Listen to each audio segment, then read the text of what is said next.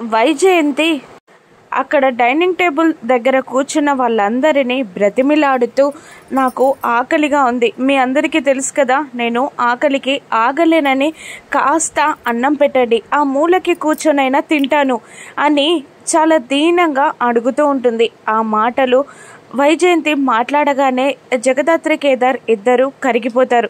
అయ్యో అత్తయ్య, మీరలా అనడం ఏంటి, నేను ఇప్పుడే వడ్డించిస్తాను అని అంటూ ఒక ప్లేట్లో అన్నం పెట్టబోతూ ఉంటుంది దాత్రి. కోపంగా చూస్తాడు సుధాకర్. అది మామయ్య గారు, ఇంట్లో ఎవరు ఆకలితో అలమటించకూడదు, అది మంచిది కాదు మామయ్య గారు ఇంటికి అని అనగానే సైలెంట్ అయిపోతాడు సుధాకర్. ఇక అన్నం కర్రీ వడ్డించి ఇదిగోండి అత్తయ్య అని అందిస్తుంది దాత్రి ప్రేమగా. ఇక ఆ ప్లేట్ అందుకొని కళ్ళ నిండా నీళ్లతో అక్కడున్న వాళ్ళందరినీ చూస్తూ అక్కడ టేబుల్ దగ్గర కింద కూర్చుంటుంది వైజయంతి. ఇక ఆకలికి తట్టుకోలేక ముద్ద కలుపుకొని నోట్లో పెట్టుకొని ఏడుస్తూనే తన భర్తని, కొడుకు యువరాజ్ని చూస్తూ ఉంటుంది వైజయంతి. అలా ఏడుస్తున్న వైజయంతిని చూడగానే కేదార్ గుండె కరిగిపోతుంది. ఇక తన ప్లేట్, వాటర్ గ్లాస్ తీసుకుని వెళ్ళి వైజయంతి పక్కన కూర్చుంటాడు. సుధాకర్ కోపంగా చూస్తాడు, కానీ కేదార్ పట్టించుకోడు. పిన్ని, మీరు బాధపడాల్సిన అవసరం లేదు, నేను మీతో పాటే ఇక్కడే కూర్చుంటా, మీకు అండగా ఉంటా, మీరు తినండి పిన్ని అని అంటూ ఉంటాడు కేదార్ ప్రేమగా. ఇక కేదార్ ప్రేమకి మనసులో గుచ్చుకుంటూ ఉంటుంది వైజయంతికి. కేదార్ని, యువరాజ్ని మార్చి మార్చి చూస్తూ ఉంటుంది వైజయంతి. కేదార్కి యువరాజ్కి ఉన్న తేడా మనసులో తొలిచేస్తూ ఉంటుంది వైజయంతికి. కేదార్ పక్కన కూర్చోగానే వైజయంతి ముద్ద నోట్లో పెట్టుకుంటుంది ఏడుస్తూనే. ఇక ఏడుస్తూ తినడంతో పొలమారుతుంది వైజయంతికి. ఇక తల తడుతూ వాటర్ తాగిస్తాడు కేదార్. అయ్యో పిన్ని, మెల్లిగా పిన్ని అని అంటూ ఉండగా సైలెంట్ అయి కన్నీళ్లతో కేదార్ని చూస్తూ ఉంటుంది వైజయంతి. ఇక మీరు ఆగండి పిన్ని, నేను తినిపిస్తాను మీకు అని అంటూ ఉండగా ఆశ్చర్యంగా చూస్తూ ఉంటుంది వైజయంతి. అదేది పట్టించుకోకుండా నేను తినిపిస్తాను పిన్ని అంటూ కేదార్ ప్రేమగా తినిపిస్తూ ఉంటాడు వైజయంతికి. యువరాజ్ని కూడా కాస్త కోపంగా చూస్తూ ఉంటాడు కేదార్. కేదార్ తినిపిస్తూ ఉండగా బాధ తట్టుకోలేక 2 ముద్దలు తినేసిన వైజయంతి ఇక వద్దు, నాకు కడుపు నిండిపోయింది అని అక్కడి నుండి ఏడ్చుకుంటూ వెళ్ళిపోతుంది. అప్పుడు కౌశికి సుధాకర్తో, ఇలా చేయడం కరెక్టేనా బాబాయ్, పాపం మన పిన్ని కదా, చాలా బాధపడుతుంది అని అంటూ ఉండగా ఏంటమ్మా ఏం మాట్లాడుతున్నావు, తను చేసింది కరెక్టేనా అని అంటూ సుధాకర్ చేయగడుకొని అక్కడి నుండి వెళ్ళిపోతాడు. ఇక శ్రీవల్లి కూడా చేయగడుకొని లేచి వెళ్ళిపోతుంది. ఇక అక్క, నాన్న ముందు ఆవిడ గురించి మాట్లాడకండి, ఫీల్ అవుతున్నాడు కదా, తెలిసింది కదా అంటూ నిషి, యువరాజ్ కూడా వెళ్ళిపోతారు. పిన్నిని చూస్తుంటే బాధగా ఉంది అని కేదార్ అంటూ ఉండగా తప్పదు కదా కేదార్ అని కౌశికి అంటూ ఉంటుంది. ఇక జగదాత్రి కూడా కొన్ని నిజాలు బయటపడాలి అంటే కొంత బాధని పడక తప్పదు, అదే జరుగుతుంది ఇప్పుడు, నువ్వేం టెన్షన్ పడకు, కొన్ని రోజులు ఆవిడ ఆ నిందలు భరించాల్సిందే అని అంటూ ఉంటుంది జగదాత్రి. అందరూ సైలెంట్ అవుతారు. ఇక మీనంతో దేవ ఇలా అంటుంటాడు, బోట్లో సరుకు వచ్చింది, అక్కడి నుంచి మన గోదాంకి షిఫ్ట్ చేసే వాళ్ళు లేరు అని అంటూ ఉండగా పక్కనే ఉన్న అమ్మాయి, నువ్వు డైరెక్ట్గా వెళ్తే ప్రాబ్లం అవుతుంది కదా బాయ్ అని అంటూ ఉండగా యువరాజ్ అయితేనే క్యాపబుల్ బాయ్, అంత స్టామినా ఉన్నోడు మన గ్యాంగ్లో ఎవరూ లేరు, మీరు వెళ్తే ప్రాబ్లం, యువరాజ్ లాంటి వాళ్ళే కావాలి అని అంటూ ఉంటాడు దేవ. యువరాజ్ని రమ్మంటారా అని అడుగుతుంటుంది ఆ అమ్మాయి. లేదు, వస్తాడంటావా, తన భార్యని చంపాలని చూశాను, ఫ్యామిలీని టార్గెట్ చేశాను, వాడిని జైల్లో పెట్టాను, స్టేషన్లో వాడిని చంపాలని చూశాను, ఇప్పుడు వాడు వస్తాడా అని అంటూ ఉంటాడు మీనన్. బాయ్, ఎలా మరి, వాడే రావాలి అని అంటూ ఉంటాడు దేవ. సరే వచ్చేలా మాట్లాడతా అని అంటూ ఫోన్ చేయమని దేవాకి చెప్పగానే దేవా ఫోన్ చేస్తాడు.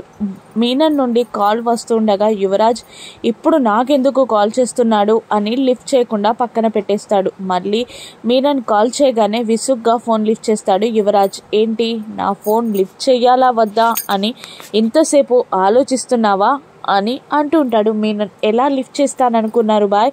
నా భార్యని, నా కుటుంబాన్ని, నన్ను సర్వనాశనం చేయాలని చూశారు మీరు. ఇప్పుడు నేనేం చేయాలి అని అంటూ ఉంటాడు యువరాజ్. అప్పుడు మీనన్, నేను చెప్పింది చేయకపోతే అదే జరుగుతుంది. జేడీ నీ కుటుంబాన్ని రక్షిస్తారని అనుకుంటున్నావా? అది అసాధ్యం. ఒక్కొక్కసారి ఒక్కొక్కరిని టార్గెట్ చేస్తూ అందరినీ ఒకేసారి టార్గెట్ చేస్తే నువ్వు ఎవరినని కాపాడుకుంటావు?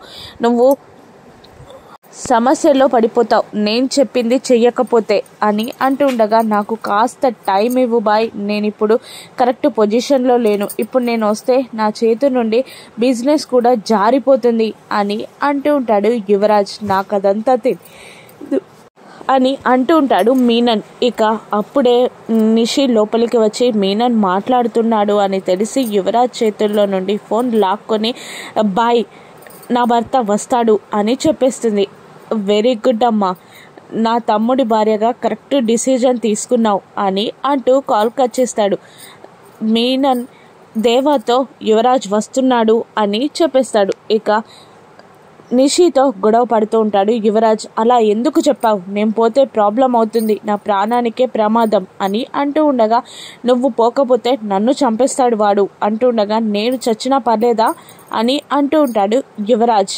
నిన్ను చావమని నేను అనట్లేదు, నన్ను రక్షించే బాధ్యత నీదని చెప్తున్నాను. అక్కడికి వెళ్ళు, ఆ పని చేస్తావో చెయ్యనని వాడి కాళ్ళు పట్టుకుంటావో నీ ఇష్టం అని నిషి బెదిరించగానే, ఎవ్వరి తీరు వాళ్ళదే, ఎవ్వరు నన్ను అర్థం చేసుకునే వాళ్ళు లేరు అని కోపంగా బయటికి వెళ్ళిపోగానే, అప్పటిదాకా ఆ మాటలన్నీ విన్న వైజయంతి యువరాజ్ బయటికి రాగానే, అబోడా నువ్వెక్కడికి వెళ్ళొద్దు, నువ్వేం చెయ్యొద్దు అంటుండగా, నువ్వు నాకు చెప్పేదానివా అని వైజయంతి చేతిని విసురుగా నెట్టేసి అక్కడి నుండి యువరాజ్ పక్కకి వెళ్ళి మీనన్కి కాల్ చేసి, నాకు కాస్త టైం ఇవ్వండి అని అడుగుతుండగా, నా దగ్గర టైం లేదు, ఈవినింగ్ వరకు వచ్చాయి అని చెప్తాడు మీనన్. అలాగే ఒప్పుకుంటాడు యువరాజ్.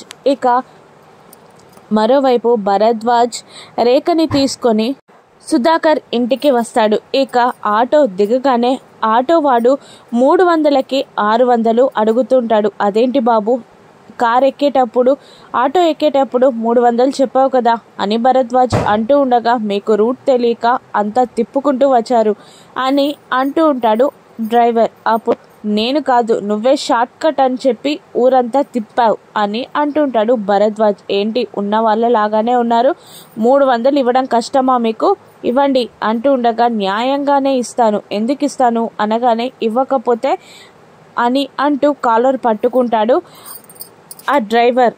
ఇక నా కాలరే పట్టుకుంటావా అని భరద్వాజ్ అంటూ ఉండగా, కాలర్ పట్టుకోవడమే కాదు కొడతాను అని డ్రైవర్ అంటూ ఉండగా, పక్కనున్న రేఖ నిషి అని గట్టిగా అరుస్తుంది. అందరూ బయటికి వస్తారు. జగదాత్రి అక్కడే పక్కనే ఉంటుంది. ఏమైంది అని అడుగుతుండగా, ఆటో ఎక్కినప్పుడు 300 చెప్పాడు, ఇప్పుడు 600 అడుగుతున్నాడు, ఇవ్వనన్నందుకు కాలర్ పట్టుకున్నాడు అని రేఖ చెప్పగానే, కాలర్ పట్టుకున్న డ్రైవర్ చేతులని విసురుగా లాగి వాడిని లాగి పెట్టి ఒక్కటి పీకుతుంది దాత్రి. దాంతో వాడు కింద పడిపోతాడు. కింద పడినా ఊరుకోకుండా వాడిని కడుపులో కాలితో గట్టిగా తంతూ ఉంటుంది జగదాత్రి.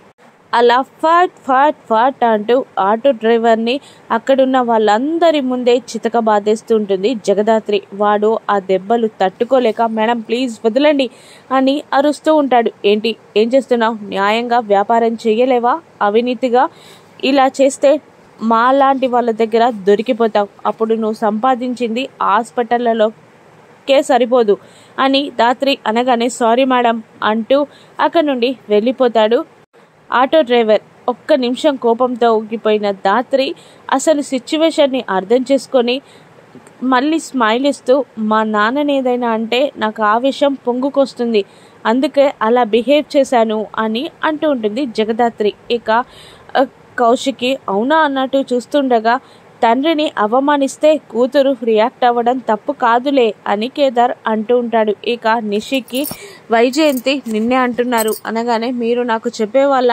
అంటుంది నిషి. అందరూ కలిసి లోపలికి వెళ్తారు.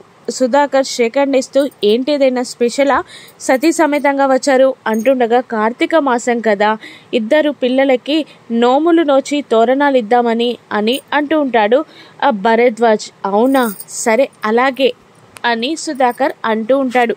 ఇక దీనికి మీరు రావాలా, ఫోన్ చేసి చెప్తే సరిపోతుంది కదా అని అంటూ ఉండగా మీ గూర్చి అసలు మొత్తం స్ప్రెడ్ అవుతుంది, దానివల్ల మేం తలదించుకుంటున్నాం అన్నట్టు మాట్లాడుతూ ఉంటుంది రేఖ నిషిని అవమానిస్తూ. ఇక నిషి వాళ్ళిద్దరూ తప్ప మేమిద్దరం వస్తాం అని అంటూ ఉండగా యువరాజ్ కూడా మీకిద్దరు అల్లుళ్ళు ఉండవచ్చు కానీ మాకు మాత్రం మా ఇంటి కూడా నిషే అంటుండగా మళ్ళీ గొడవ మొదలు పెట్టారా అంటుంది కౌశికి.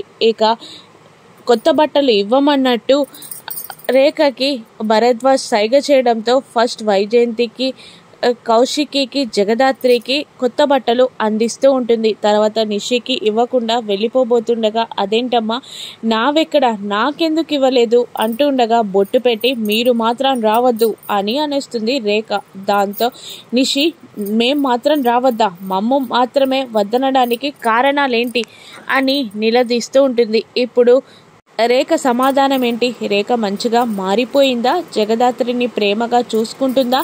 రాను ఎపిసోడ్స్లో చూద్దాం. Thank you for watching.